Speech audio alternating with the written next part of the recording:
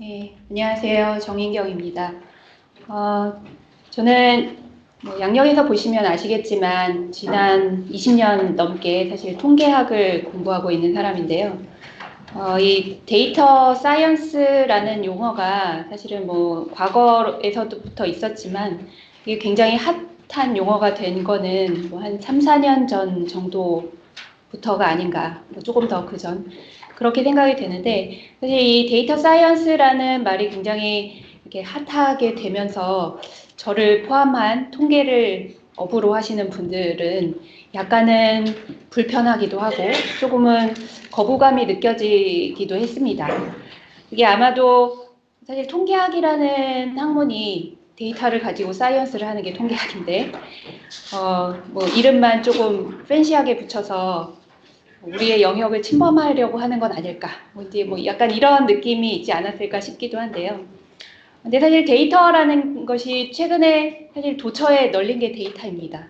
누구의 일부 특정한 사람의 것이 아니고 모든 사람들이 다 공유할 수 있는 그런 거라고 생각이 되는데, 그래서 당연히 데이터 사이언스라는 것도 어느 특정한 사람들만이 할 수 있는 게 아니라 여기에 계시는 여러분들이 하고 싶으신 것처럼 모든 사람들이 다 할 수 있는 거가 돼야 된다고 생각이 됩니다. 그래서 조금 전에 아마 정조 교수님께서 데이터 사이언스가 뭐다라는 거에 대해서 말씀을 잘 해주셨는데요. 저도 거기에 더불어서 제가 이제 이 강의에서 사실 말씀드리고 싶은 내용은 데이터 사이언스 누구나 할 수 있고 누구나 해야 되는 거라고 생각이 되지만 그 안에서 사실은 여전히 통계학적인 사고를 하고 통계학적인 마인드를 갖는 것이 필요하고 그런 것이 중요하다라는 거를 말씀을 드리고 싶습니다. 조금 전에 데이터 사이언스가 뭐다라는 내용에 대해서 잠깐 들으셨겠지만 조금 더 구체적으로 말씀을 드리자면 데이터를 가지고 데이터로부터 유용한 결론을 끌어내는 거다라고 어떤 그 교육 프로그램에서 이렇게 정의를 하고 있습니다. 근데 그 뒤에 붙어 있는 걸 보시면 컴퓨테이션을 사용해서라는 말이 붙어 있는데요.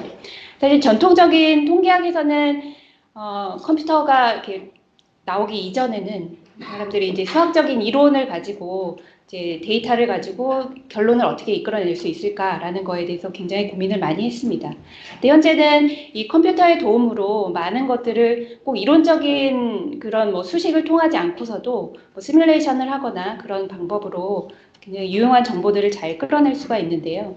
이 데이터 사이언스라는 걸 한다라고 얘기를 한다면 우선 데이터를 가지고 데이터 안에 숨어 있는 정보를 잘 끌어내야 되겠습니다.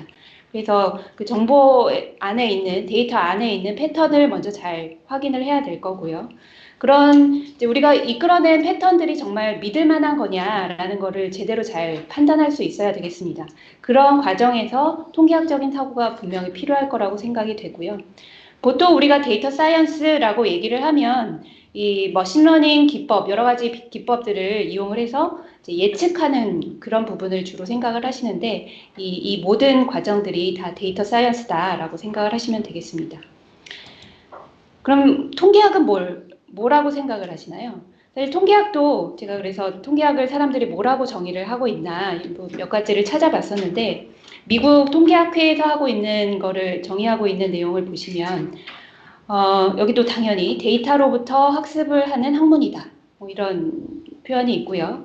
근데 그 뒤에 붙어 있는 거를 보시면 조금 전에는 컴퓨테이션을 사용한다라는 표현이 있었는데 여기에서는 uncertainty를 measure하고 control하고 communication 한다. 이런 표현이 있습니다.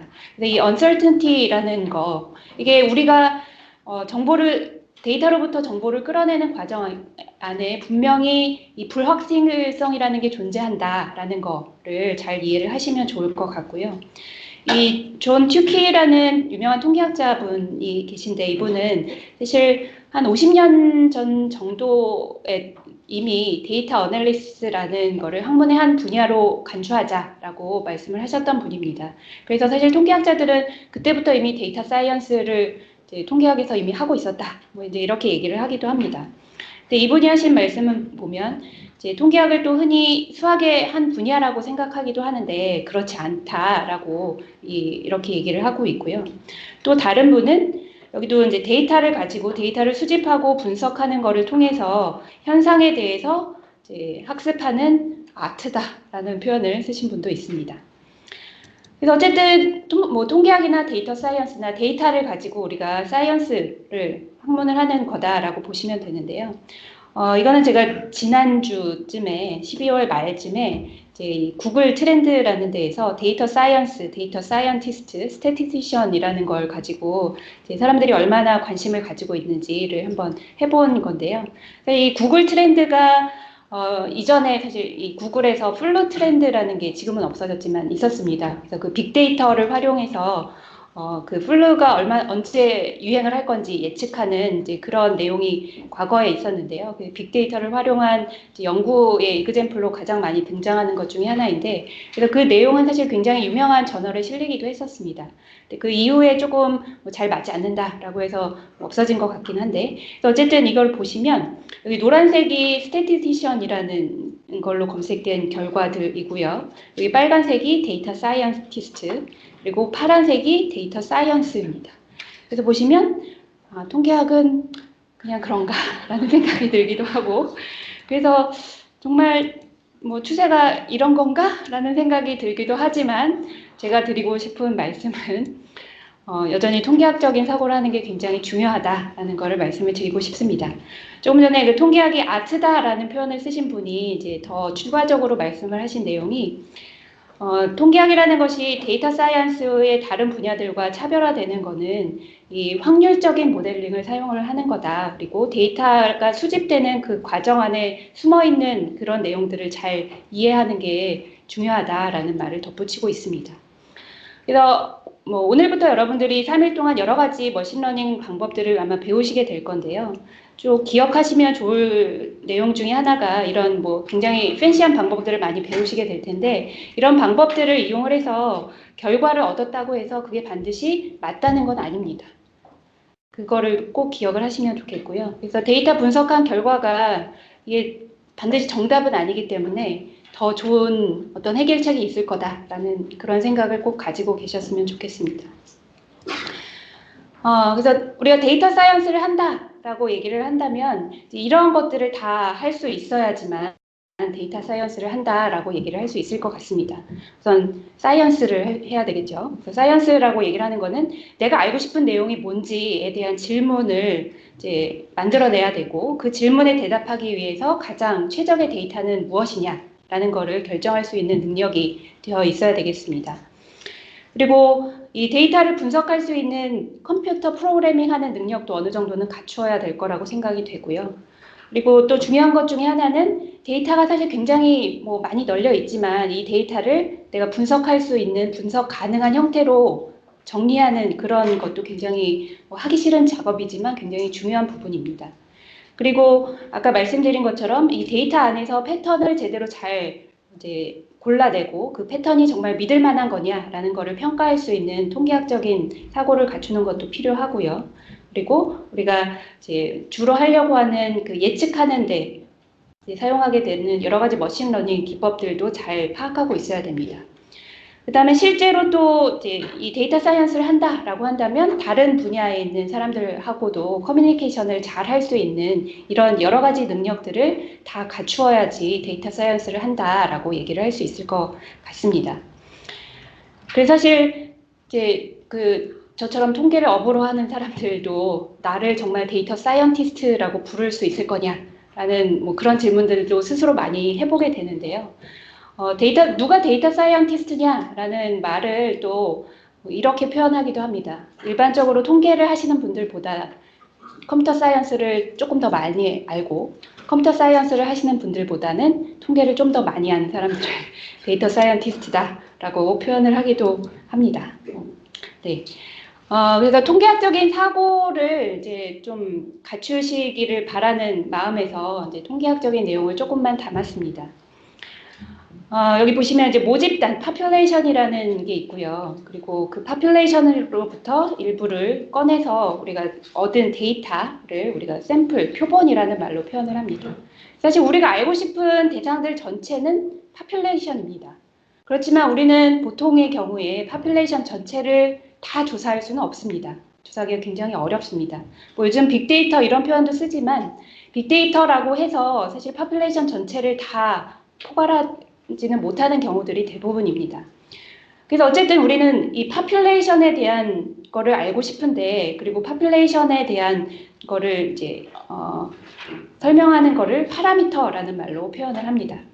이 파퓰레이션 전체를 우리는 알고 싶지만 이거를 다 알기가 어려워서 그 일부인 샘플을 가지고 샘플을 조사를 해서 이 결과, 이거를 분석을 한 거를 가지고 아마 파퓰레이션이 이럴 거다라고 추론을 하게 되는데요.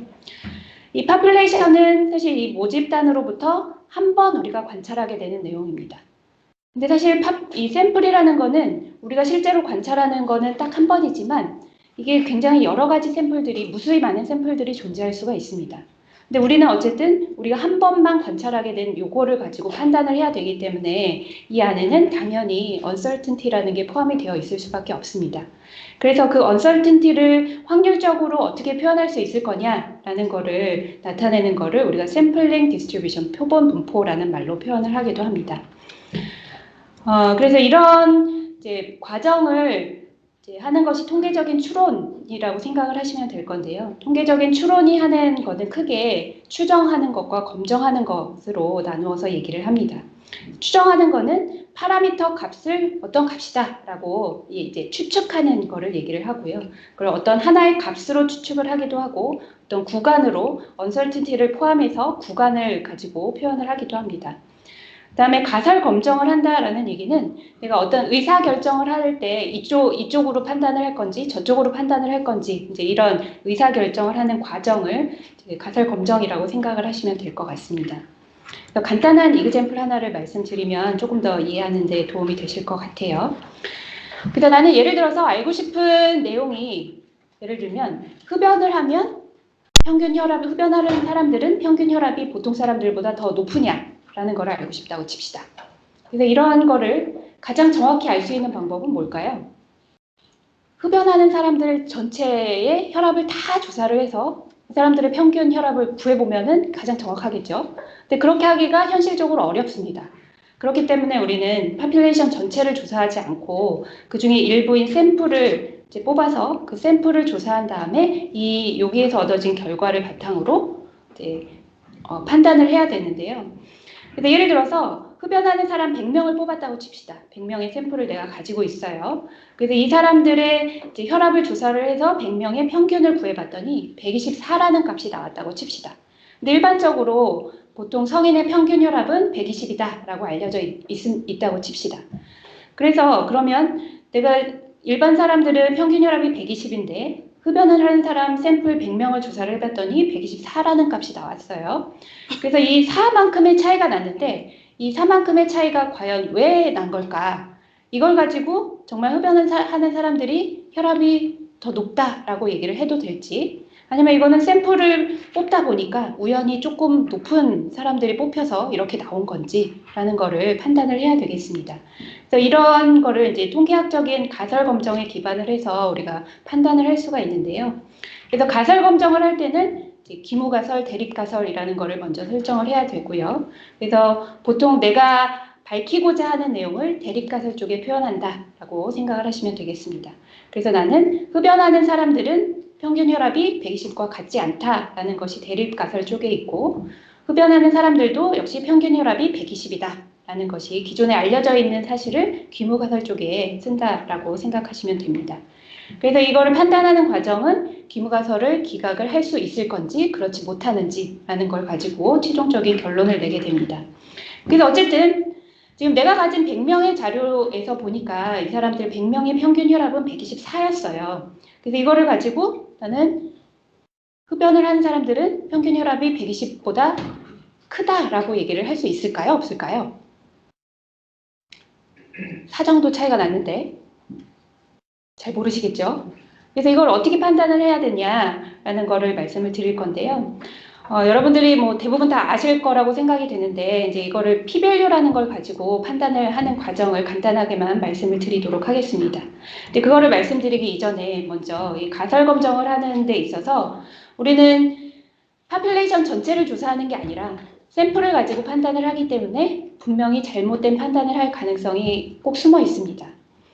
우리는 뭐가 진짜인지는 몰라요, 사실. 진짜는 사실 신만 알고 계시는 거죠. 뭐가 진짜인지는 모릅니다. 근데 예를 들어서 이제 귀무가설이 진짜다,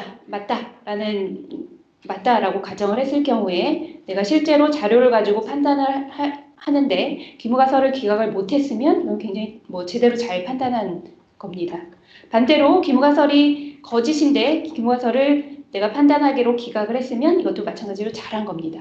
그렇지만 그렇지 않은 두 가지 경우가 있지요. 그래서 귀무가설이 진짜는 귀무가설이 사실인데 이거를 잘못해서 기각을 할 수도 있고요. 반대로 귀무가설이 거짓인데 이거를 기각하지 못하는 그런 오류가 있을 수도 있습니다. 근데 이 두 가지 오류를 뭐 타입 1 에러, 타입 2 에러 이런 말로 붙여서 우리가 설명을 하기도 하는데요. 처음 보시면 굉장히 헷갈립니다. 그죠?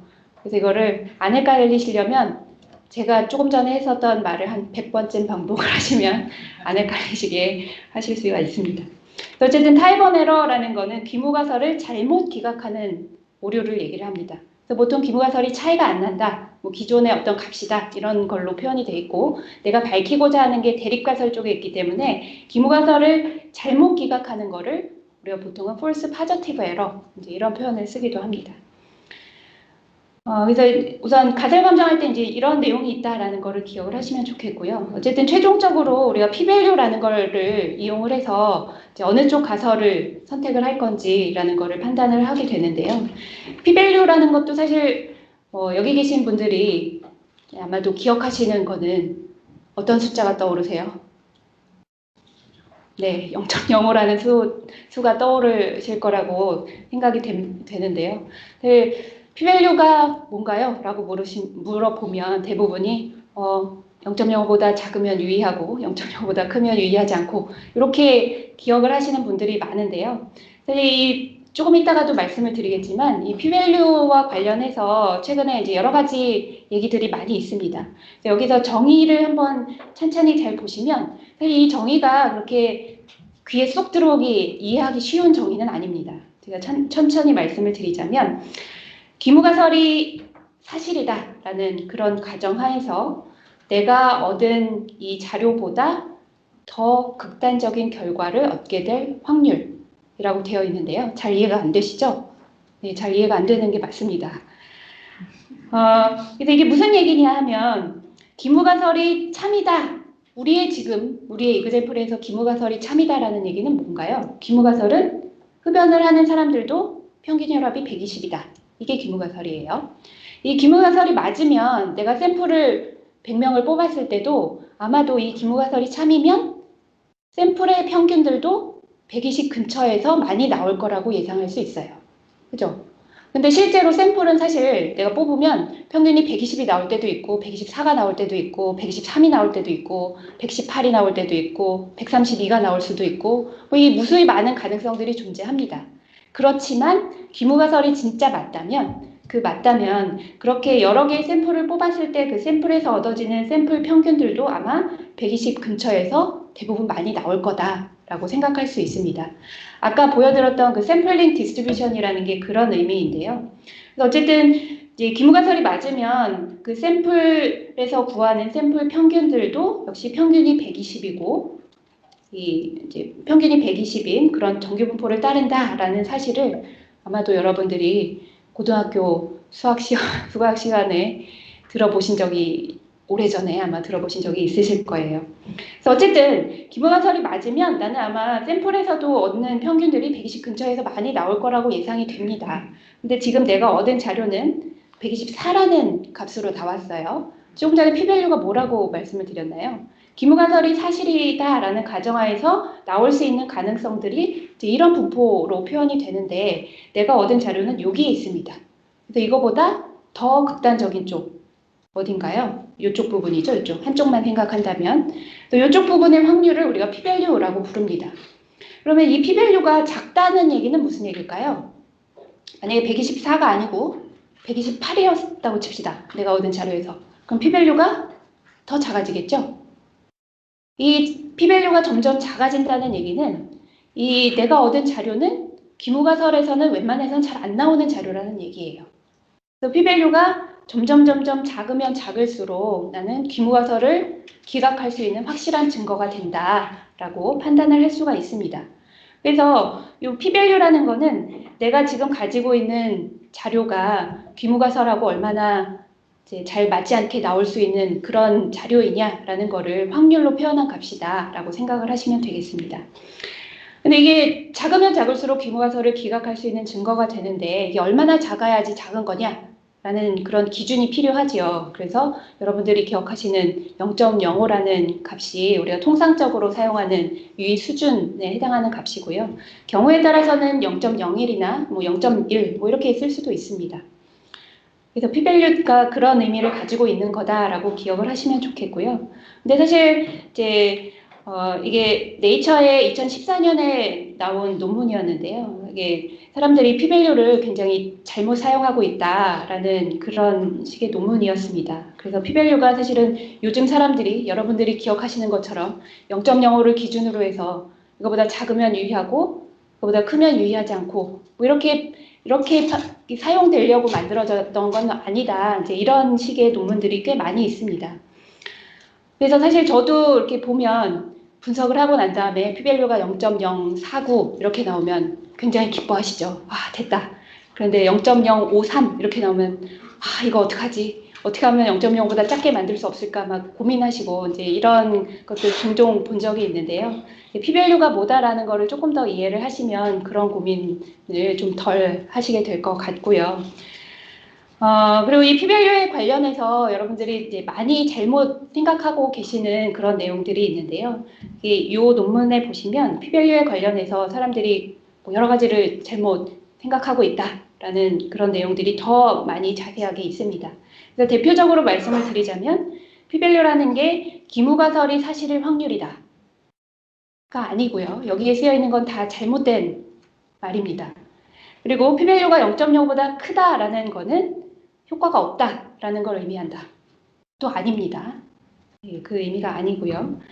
그리고 통계적인 그 유의성이라는 것이 실제로 과학적으로 어떤 중요한 관련성이 찾아진 것을 의미한다라는 것도 절대 아닙니다.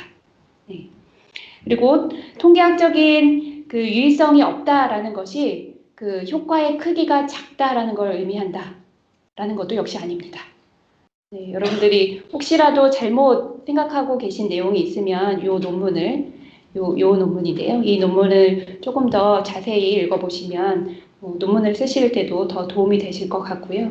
그리고 이 P-value에 대해서 사실 미국 통계학회에서도 어떤 성명서 같은 거를 발표한 그런 내용들이 있고요.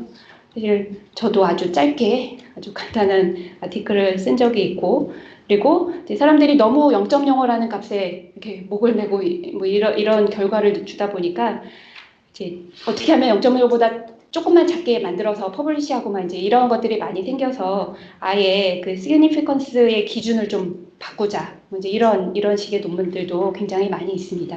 한 번쯤 참고를 해보시면 이제 도움이 되실 것 같습니다. 그래서 우선 이제 간단히 P-value에 대해서 말씀을 드렸고요. 실제로 여러분들이 이 5세션부터 배우시게 될 여러 가지 이제 머신러닝 방법들이 있는데요. 그 머신러닝을 하는 데 있어서 이제 기억하시면 좋을 것 같은 내용들을 간단하게만 말씀을 드리려고 합니다. 이전에 정재 교수님께서 이미 다 말씀을 해주셨는데요. 머신러닝이라는 방법을 이제 뭐 이렇게 크게 슈퍼바이즈 러닝, 지도학습이라는 표현을 쓰고 언슈퍼바이즈 러닝에서 비지도학습이라는 표현을 써서 이렇게 구분을 하기도 합니다. 그리고 내가 가지고 있는 자료가 어떤 형태냐에 따라서 지도학습을 위해서 사용할 수 있는 그런 기법이 뭐 어떤 것들이 있는지를 이제 대표적인 걸로 이렇게 표현을 해 두었습니다. 그래서 아까 들으셨겠지만 슈퍼바이즈 러닝이라고 얘기를 하는 거는 아웃컴이 실제로 정해져 있는 경우를 얘기를 합니다. 근데 그 아웃컴의 형태가 바이너리 0이냐 1이냐 뭐 예스냐 노냐 이런 걸로 표현이 된다면 그거를 가지고 우리는 분류를 하는 작업을 할 거고요. 또는 그 범주가 2개가 아니라 3개 이상이 된다면 좀 더 크게 보자면 카테고라이제이션을 하는 거를 생각을 하시면 되겠습니다. 근데 그 아웃컴의 형태가 연속형이라면 이제 그 리그레션이라는 거를 통해서 그 연속형 변수를 예측할 수 있는 그런 함수식을 찾을 수가 있습니다. 그리고 아까 보셨던 것처럼 이게 아웃컴에 정해져 있지 않은 형태라면 우리가 이거를 클러스터링을 하는 거를 생각을 해볼 수도 있고요. 그다음에 이 디멘전이 굉장히 높은 데이터가 있다면 그거를 좀 축소하는 그런 내용들도 이 unsupervised learning을 통해서 할 수 있는 작업이다라고 보시면 되겠습니다. 그래서 오늘은 저는 이 슈퍼바이즈 러닝 가운데 클래시피케이션 관련해서 여러분들이 기억하셔야 될 내용들을 말씀을 드리려고 합니다. 그래서 보시면 지도학습에서 하려고 하는 그 내용은 이런 이 함수를 찾는 거다라고 보시면 될 것 같은데요. 제 슬라이드에서 유일한 수식입니다. 제가 통계 강의를 하면서 수식을 이렇게 안 쓴 적은 또 처음인 것 같은데요. 여기 보시면 아까 들으셨겠지만 우리는 x, y라는 표현을 쓰는데 통계학에서는 보통 이제 독립변수, 종속변수 이런 표현을 쓰고요. 머신러닝에서는 뭐 피처, x 변수를 가지고 피처 이런 표현을 쓰기도 하고 또는 인풋 변수, 아웃풋 변수 뭐 이제 이런 표현을 쓰기도 합니다. 그리고 통계학에서는 이 함수를 찾는 과정을 우리가 모델링 한다라는 표현을 쓰는데 머신러닝에서는 학습을 한다라는 표현을 씁니다. 그래서 어쨌든 나는 이 지도학습이다라고 얘기를 하는 거는 내가 가지고 있는 어떠한 피처들, 어떠한 데이터의 성질을 가지고 아웃풋을 예측하는 함수를 찾아보자라는 얘기입니다. 근데 여기서 보시면 트레이닝이랑 테스트라는 표현이 있는데요. 트레이닝이라는 거는 요 F를 찾기 위해서 사용하는 데이터를 얘기를 하고요. 이게 찾아진 다음에 나는 이게 정말 잘 워킹하는 거냐라는 거를 평가하기 위해서 이제 이 모형을 찾는 데 쓰지 않았던 새로운 데이터를 여기다가 집어넣어서 이 결과가 아웃풋을 얼마나 잘 맞추는지라는 거를 한번 테스트를 해 봐야 됩니다. 그래서 여러 가지 이 분류하는 데 쓰이는 방법들이 굉장히 많이 있는데요. 그래서 뭐 K nearest neighbor 줄여서 KNN이라는 그런 방법도 있고요. 서포트 벡터 머신 줄여서 SVM이라고 표현하는 그런 방법도 있고, 그다음에 뭐 베이지나 이제 전통적인 통계학에서도 많이 쓰는 로지스틱 리그레이션 같은 것도 분류하는 데 많이 사용이 되고, 디시전 트리 또는 랜덤 포레스트 이런 방법들도 많이 쓰이고요. 그 밖에 이제 뭐 여러 가지 뉴럴 네트워크 같은 뭐 그런 방법들도 이 분류하는 방법으로 많이 사용되는 기법입니다. 그래서 이런 여러 가지 방법들이 있는데 이제 사실 내가 가진 데이터에 어떤 방법이 제일 성능이 좋게 나올지는 사실 해보기 전에는 모릅니다. 그래서 여러 가지 방법들을 해보고 이런 여러 가지 방법들 가운데 어떤 방법으로 예측을 하는 게 내 데이터에는 가장 좋으냐라는 거를 사실은 평가를 해야 되겠죠. 그래서 그 평가하는 방법들로 사용하는 것들이 여기 있는 뭐 accuracy나 error rate 뭐 이런 거를 쓰기도 하고 조금 이따 더 자세하게 말씀을 드리겠습니다. 뭐 precision recall, 뭐 이제 squared error 뭐 이런 등등의 여러 가지 매저들이 있고요. 그다음에 이 방법들에 아까 조금 전에 이 F를 찾는 거다라고 말씀을 드렸는데 그 F를 찾는 과정에서 옵티마이제이션 하는 방법들도 이제 이런 여러 가지 방법들이 있습니다.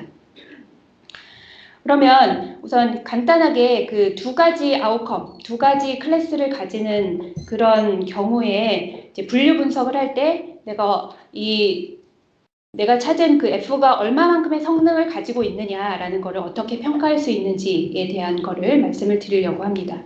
그래서 실제로는 내가 0하고 1로 표현을 했습니다. 뭐 예를 들면 질병이 있는 사람, 없는 사람, 아니면 개냐, 고양이냐, 뭐 이렇게 생각할 수도 있고요. 그래서 두 가지 클래스를 가지고 있는 거가 실제 아웃컴이라고 칩시다. 그리고 내가 만든 어떤 뭐 머신러닝 기법을 썼든 어떤 통계적인 모델링을 했든 그 방법에 의해서 예측한 결과를 여기 y hat을 붙여서 이렇게 표현을 했습니다. 그래서 보시면 이렇게 네 가지 경우가 생길 수가 있겠죠. 실제로는 질병이 있는 사람인데 내가 만든 모형에 의해서도 뭐 질병이 있다라고 판단된 경우, 실제로는 질병이 없는데 모형에 의해서는 질병이 있다라고 판단된 경우, 여기서도 뭐 그대로 이해를 하시면 되겠고요. 그래서 이렇게 만든 행렬을 우리가 컨퓨전 매트릭스, 혼동 행렬이라는 말로 표현을 합니다. 그래서 요거를 가지고 내가 만든 모형이 얼마나 정확하게 잘 예측을 할 수 있느냐라는 거를 평가를 해볼 수가 있습니다. 그래서 여러 가지 매저들이 있는데요. 이렇게 천천히 보시면 될 것 같아요. 프리시전이라고 얘기를 하는 거는 실제로가 아니라 그 예측된 결과가 파저티브였는데 실제로도 파저티브인 그 레이시 어떻게 되느냐. 이게 사실 통계학에서는 이거를 Positive Predictive Value라는 표현을 쓰기도 합니다. PPV라고 얘기를 하기도 하고요. 그 다음에 여기 recall이나 또는 sensitivity라고 얘기를 하는 거는 실제가 positive였는데 그 중에서 모형에 의해서도 실제로 positive였는데 모형에 의해서도 positive로 판단된 그 rate을 recall 또는 sensitivity라는 말로 표현을 합니다. 그래서 여기에 있는 내용들 뭐 찬찬히 여러분들이 이렇게 따라서 읽어보시면 될 것 같아요. 그래서 사실 이제 그냥 통계학에서도 뭐 sensitivity, specificity 또는 뭐 positive, negative, predictive value 뭐 이런 것들을 이제 많이 사용을 하는데 그거랑 용어가 조금씩 바뀌었을 뿐이고 이제 뭐 사실 같은 내용입니다. 그리고 accuracy라고 얘기를 하는 부분은 이 전체 중에서 제대로 맞춘 그 프로포션이 어떻게 되느냐라는 거를 우리가 accuracy라는 말로 표현을 하고요. 그리고 그 accuracy하고 recall 또는 sensitivity의 harmonic mean 혹시 뭔지 기억나시나요? 조합 평균이라고 얘기를 하는 건데요. 그거를 이제 F1 score라는 말로 표현을 해서 이제 이런 값들이 여기에서 사실 false positive를 제외하고 나머지 값들이 높게 나와야 정확하게 더 잘 판단을 하는 거다라고 생각을 하시면 되겠습니다. 근데 사실 이렇게 이제 컴퓨터 매트릭스를 이렇게 표현을 하기는 했지만 대부분의 그 머신러닝 방법이나 뭐 로지스틱 리그레션 같은 걸 포함해서 실제 결과는 사실 딱 이렇게 1이다 0이다 이쪽이다 저쪽이다 이렇게 결과를 주지 않습니다. 사실은 확률 값으로 결과를 주는데요. 그래서 확률이 이제 실제로 아웃컴이 1일 확률이 이 모형에 의해서 얼마다 이제 이런 식으로 결과를 줍니다. 그래서 사실 이런 컴퓨터 매트릭스를 만들려면 내가 확률이 예를 들어서 예측된 확률이 0.5보다 큰 경우는 파지티브라고 판단을 하겠다. 0.5보다 작으면 네거티브라고 판단을 하겠다라는 걸 기준을 정해서 이렇게 나누어서 판단을 해야지 되는데요. 그래서 요 이제 그 컷오프를 어디로 잡을 거냐에 따라서도 이 결과가 조금씩 달라질 수가 있습니다. 그래서 이거를 이제 전체적인 퍼포먼스를 확인하기 위해서 모든 컷 포인트에 대해서 이 false positive rate과 true positive rate를 구해서 그거를 이렇게 그림으로 나타낸 결과를 우리가 ROC 커브라는 말로 표현을 합니다. ROC 커브를 보시면 이쪽에는 X축에는 false positive rate이 있고 이 Y축에는 true positive rate이 있습니다. 그래서 여기 1 곱하기 1 정사각형인데요. 이 안에서 사실 어디가 제일 잘하고 있는 부분일까요? 여기죠, 여기. 예. 여기가 true positive rate이 1이고 false positive rate이 0인 부분입니다. 그래서 이 곡선은 위쪽으로 이렇게 위로 그려질수록 이게 더 잘 하고 있는 방법이다라고 생각할 수가 있습니다. 그래서 보통은 우리가 이렇게 ROC 커브를 그리고 그 아랫부분의 면적을 계산을 해서 이 면적이 크면 클수록 더 퍼포먼스가 좋은 방법이다라고 평가를 하시면 되겠습니다. 근데 이런 이제 여러 가지 머신러닝 방법들을 적용을 해서 예측하는 거를 이제 실제로 하다 보면 이제 사실은 이제 좋은 모형을 여러분들이 잘 선택을 하셔야 되잖아요. 근데 이 좋은 모형을 잘 선택하는 과정에 있어서 몇 가지 이제 트레이드오프가 있을 수가 있습니다. 그래서 어떤 것들이 있냐 하면 이게 정말 프리딕션을 굉장히 잘 하는 방법과 그리고 이 결과를 잘 해석할 수 있을 거냐가 약간은 트레이드오프 관계에 있습니다. 그래서 프리딕션을 잘하려면 사실은 복잡한 모형을 쓰면 쓸수록 프리딕션을 더 잘할 수가 있는데요. 뭐 예를 들어 딥러닝 같은 경우 우리가 블랙박스다 뭔지 이런 표현을 쓰기도 하는데 이런 거는 프리딕션은 굉장히 잘할 수 있지만 그 안에서 실제로 어떻게 해서 이게 요러요러한 결과는 A라고 판단을 하고 요러요러한 결과는 B라고 판단을 했는지 그 내부적인 거를 해석하기는 굉장히 어려운 경우들이 있습니다. 그래서 모형이 복잡하면 복잡할수록 사실은 뭐 조금 더 그 accuracy는 높아질 수도 있겠지만 해석하는 거는 좀 어려워질 수도 있기 때문에 이제 본인이 그런 것들은 잘 생각을 해서 판단을 하셔야 되는 부분이고요. 그 다음에 또 많이 나오는 얘기 중에 하나가 오버피팅을 하면 안 된다라는 표현을 또 많이 아마 들어보셨을 거예요. 여기서 fit이라고 얘기를 하는 거는 뭘까요? fit.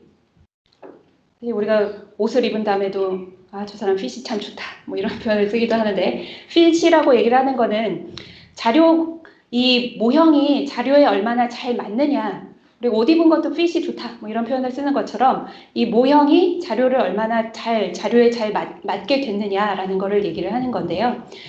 이게 사실 오버핏 한다는 얘기는 여기다가 이 자료에다가 너무 잘 맞춰놨다는 얘기예요. 너무 지나치게 이 특정한 자료에다가만 딱 맞게 맞췄다라는 그런 표현이고요. 언더핏은 그 반대의 의미라고 생각. 너무 제대로 잘 안 맞췄다라고 생각을 하시면 되겠고, 사실 이제 이것도 적당한 핏을 맞추는 게 굉장히 중요한데 이제 오버핏하지 않게 잘 맞추기 위해서는 어떤 것들을 생각을 해야 되는지 조금 이따가 다시 말씀을 드리도록 하겠습니다.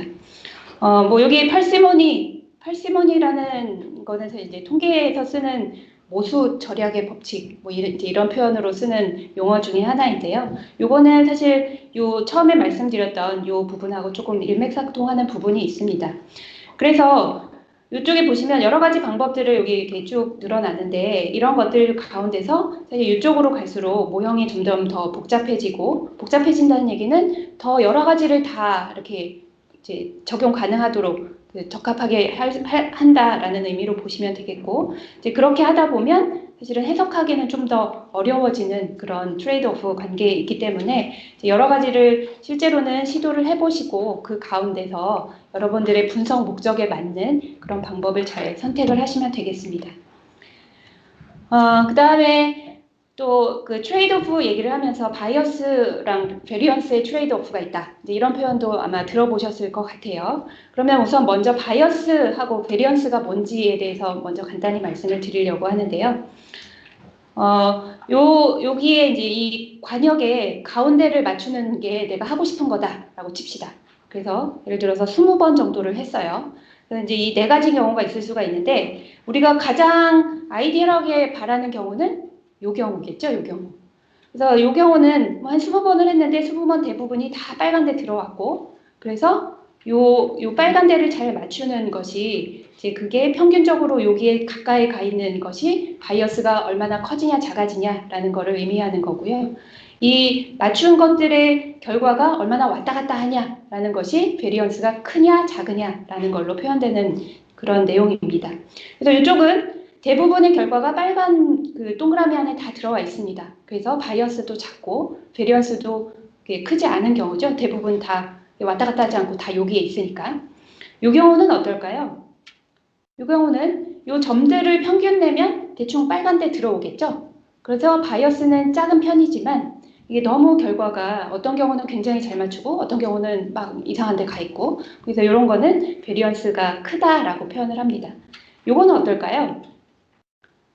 베리언스는 굉장히 작죠. 다 서로 모여 있으니까. 그렇지만 내가 맞추고자 하는 여기에서 많이 벗어나 있습니다. 그래서 바이어스는 굉장히 커지는 그런 상황이고, 여기에 있는 경우는 잘 맞추지도 못한 데다가 엉뚱한 데에다 계속 다 이렇게 여기저기 이렇게 맞춘 경우라서 바이어스도 크고 베리언스도 굉장히 큰 경우를 얘기를 합니다.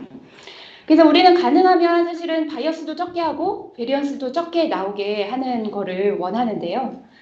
이게 또 이제 트레이드오프의 관계에 있다라는 얘기는 이 둘을 우리가 어떤 거를 예측하는 그런 모델링을 하는 데 있어서 둘을 굉장히 작게 만들기는 굉장히 어렵습니다.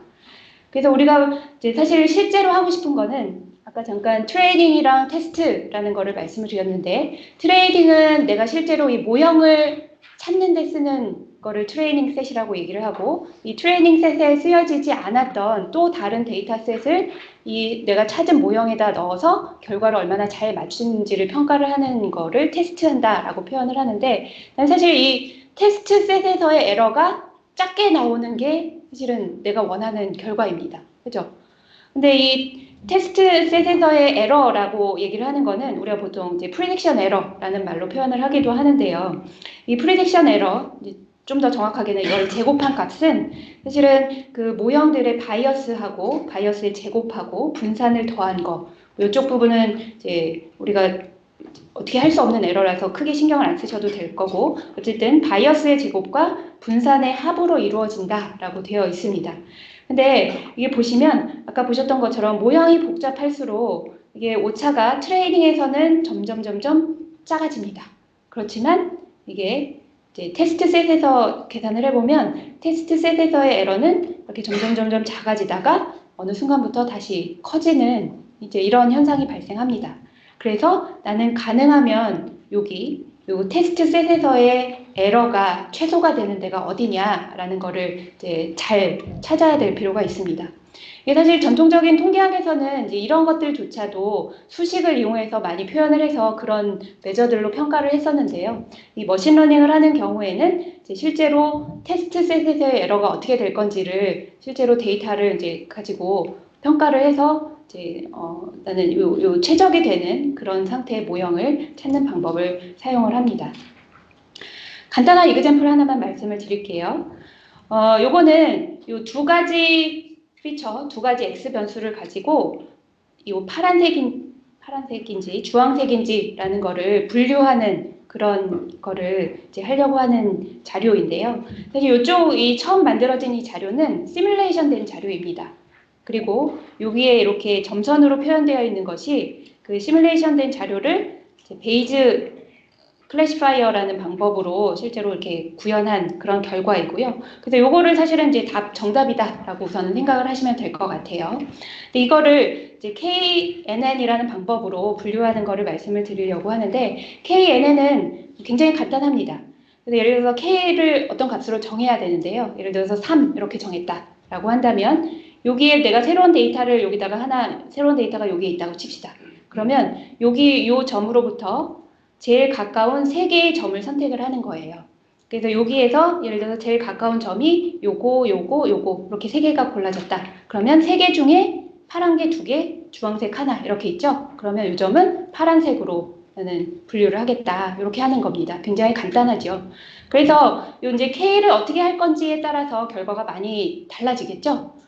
그래서 실제로 한 K를 10으로 했을 때의 결과를 보시면 실제 점선이랑 굉장히 비스무리합니다. 완전히 일치하지는 않지만, 그래서 K를 10 정도로 하면 어느 정도 잘 분류하는 능력을 보여준다라고 볼 수가 있는데, 예를 들어서 K를 1로 하는 경우랑 K를 극단적으로 한 100 정도로 하는 경우를 생각을 해보시면, 1로 하면 이 보시는 것처럼 이 곡선이, 분류하는 곡선이 굉장히 하나하나에 다 맞춰져 있습니다. 그죠? 잘못 분류된 게 하나도 없는 것처럼 보이죠. 그래서 어떻게 보면 이게 잘하는 거 아닐까라는 생각이 드실 수 있는데 이렇게 되는 경우를 우리가 오버핏 한다라고 표현을 합니다.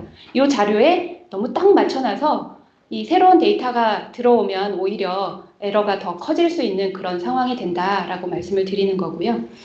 만약에 예를 들어서 K를 100으로 만들었으면 이거는 너무 지나치게 이게 크게 잡은 거죠. 그래서 너무 두리뭉실한 그런 결과가 나오는, 그래서 언더핏 되는 그런 상황을 여기서 보신다고 생각하시면 되겠습니다. 그래서 아까 보신 그래프랑 사실 비슷한데 이 트레이닝 셋에서의 에러는 이 모형을 복잡하게 하면 복잡하게 할수록 여기서는 K를 점점 작게 하면 작게 할수록 에러는 당연히 줄어듭니다. 트레이닝 셋에서의 에러는 점점 줄어들지만 이게 테스트 셋에서의 에러는 계속 작아지는 게 아니라 어느 정도 이렇게 작아지다가 그 다음에는 점점 커지는 그런 현상이 발생하기 때문에 여기에 이런 최적의 그런 부분을 여러분들이 잘 판단을 하실 수가 있어야 되겠습니다. 그래서 트레이닝 에러, 테스트 에러 이미 다 말씀을 드린 거이긴 한데 테스트 에러라고 얘기를 하는 거는 트레이딩 할 때 사용되지 않았던 그런 새로운 자료를 가지고 그거를 예측을 했을 때 생기는 에러들의 평균적인 에러를 우리가 테스트 에러라고 얘기를 하고, 우리가 하고 싶은 거는 이 테스트 에러를 작게 만드는 거를 우리가 하고 싶은 거죠. 트레이닝 에러는 사실 계산하기가 굉장히 쉽습니다. 근데 테스트 에러는 그렇지 않습니다. 그래서 어떻게 하면 테스트 에러를 이제 최소로 하는 그런 부분을 찾을 수 있을지라는 거를 잘 생각을 하시면 되겠고, 트레이닝 에러랑 테스트 에러가 같은 게 아니다라는 거를 기억을 하시면 좋을 것 같습니다. 그래서 그런 거를 하기 위해서 나는 모형을 잘 평가를 하고 모형 선택하는 그런 과정이 필요합니다. 그래서 오버피팅을 막는다라는 얘기는 나는 내가 여기서 찾은 결과를 일반화할 수 있는 그런 이제 방법으로 사용을 하려고 하는 것이지요. 그래서 그렇게 하는 일반화하기 위해서 오버피팅을 막기 위해서 우리가 생각해야 되는 것이 내가 이만큼의 데이터를 가지고 있다라고 했을 때 이 데이터를 전부 다 트레이닝 하는 데 사용하시면 안 되고요. 그래서 트레이닝 에러는 조금 전에 보셨던 것처럼 모형을 복잡하게 할수록 점점점 에러가 작아집니다. 그렇지만 이제 그렇게 되면 오버핏이라는 게 생길 수가 있기 때문에 그렇게 하면 안 되고 반드시 트레이닝 밸리데이션 테스트라는 거를 거쳐야 된다라고 기억을 하시면 되겠고요. 그래서 할 수 있는 방법 중에 하나는 내가 이만큼의 데이터를 가지고 있으면 그 중에 일부는 트레이닝 하는 데 쓰고 일부는 밸리데이션 하는 데 쓰고 또 일부는 테스트 하는 데 쓰고 뭐 이렇게 하는 것도 한 가지 방법입니다. 여기 보시면 이제 또 밸리데이션이라는 그 말이 또 새로 등장을 했는데요. 우리가 예전에는 사실 뭐 밸리데이션 테스트를 약간은 좀 혼용해서 쓰기도 했습니다. 네, 이 머신러닝 하는 쪽에서 보시면 트레이닝은 내가 모형을 만드는 데 쓰는 거고요. 그러면 모형을 만들 때 사실은 한 가지 모형만 해보는 게 아니라 아까 여러 가지 방법이 있다라고 말씀을 드렸죠. 그래서 이것도 해보고 저것도 해보고 파라미터를 이렇게 바꿔보고 저렇게 바꿔보고 여러 가지 방법들이 있을 건데 그걸 트레이닝 데이터셋을 이용을 해서 그렇게 쭉 분석을 해본 다음에 그 중에서 어떤 것이 최적의 모형일 거냐라는 거를 밸리데이션을 통해서 정하는 겁니다. 그래서 그렇게 정해지면 최종적으로 선택된 그 모형을 가지고 이 모형이 정말 테스트 셋에서도 잘 작동을 할 거냐라는 거를 이제 새로 평가를 해보는 과정이다라고 생각을 하시면 되겠습니다. 그래서 트레이닝 밸리데이션 테스트 그렇게 나누어서 이제 우리가 데이터셋을 사용을 하기도 하는데요. 이렇게 하다 보니까 데이터셋이 굉장히 크면은 이렇게 해도 문제가 없겠지만 그렇지 않은 경우에는 안 그래도 데이터도 없는데 트레이닝한데 조금 쪼개야 되고 밸리데이션도 좀 쪼개야 되고 테스트도 또 해야 되고 이러니까 굉장히 약간은 손해보는 것 같은 느낌도 있고 뭐 그렇습니다. 그래서 이제 또 많이 사용하는 방법 중에 하나는 이 K-폴드 크로스 밸리데이션이라는 방법을 밸리데이션 셋을 따로 떼놓지 않고 이제 K-폴드 크로스 밸리데이션이라는 방법을 사용을 해서 밸리데이션을 하기도 합니다. 그 방법은 간단하게 말씀을 드리자면 데이터셋이 이만큼이 있어요. 여기서도 K라는 거를 정해야 되는데요. 이제 많이 사용하는 것이 보통 5폴드 또는 10폴드 정도를 많이 사용을 합니다. 그래서 만약에 5폴드 크로스 밸리데이션을 한다라는 얘기는 이 데이터셋을 5개 지금 크기가 달라 보이지만 사실은 이제 똑같은 크기의 5개로 이렇게 나누었다라고 생각을 하시면 요 나머지 4개를 가지고 트레이닝을 한번 하고 요 첫 번째 데이터셋을 가지고 밸리데이션을 한번 해보는 거예요. 이렇게 한번 하고 다시 두 번째는 두 번째 데이터셋을 밸리데이션 셋으로 하고 나머지 4개를 가지고 트레이닝을 하고 그래서 요거를 가지고 밸리데이션 하고 이렇게 하면 이 과정을 5번 할 수가 있겠죠. 그래서 이 5번을 통해서 이 밸리데이션을 해서 어떤 모형이 가장 최적의 결과를 주느냐라는 거를 선택을 하시면 되겠습니다. 그래서 이렇게 하는 방법을 많이 사용을 합니다. 그래서 제가 이제 지금까지 우선 머신러닝 방법들을 구체적으로 배우시기 전에 여러분들이 실제로 이거를 적용하는 과정에 있어서 생각해야 되는 그런 내용들을 말씀을 드렸는데요. 그래서 준비가 되셨나요? 사실 그거보다 사실은 제가 드리고 싶은 말씀은 요 슬라이드에 다 사실은 있는데요.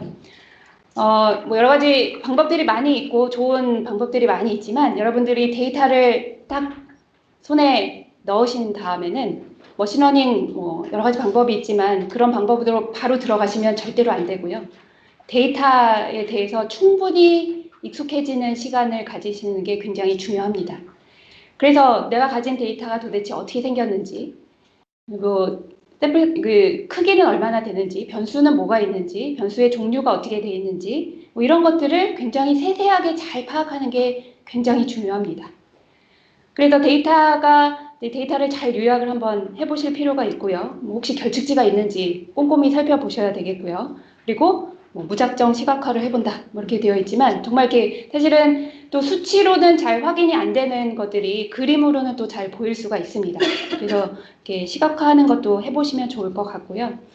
그다음에 뭐 계속 말씀을 드렸지만 이제 좋은 모형을 고르는 게 굉장히 중요하다. 그리고 처음에도 이 방법들이 결과를 준다고 해서 이게 절대 정답이 아니다라고 말씀을 드렸는데요. 그래서 이런 말을 하신 분이 있습니다. 그래서 사실은 모든 모형은 다 틀린 거다, 사실은. 그렇지만 그 중에 일부는 쓸모가 있다.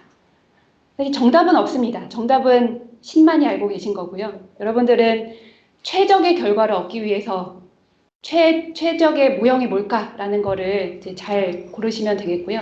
사실 제가 더 좋아하는 말은 이런 말인데요. 여러분들이 만든 모형과 절대로 사랑에 빠지지 마십시오. 제가 수업 시간에도 종종 얘기를 하는데 여러분들이 만든 모형보다 더 좋은 모형이 반드시 99.999%의 확률로 반드시 있습니다. 그렇기 때문에 이 결과를 한번 딱 해서 나왔다고 해서 여기서 끝내시면 안 되고 분명히 더 좋은 결과를 낼 수 있는 방법이 있을 거다라는 그런 마음가짐을 가지고 이제 자료를 분석하는 데 들어가시면 더 좋을 것 같습니다. 그리고 제가 참고했었던 여러 가지 자료들이고요. 예, 경청해 주셔서 감사합니다.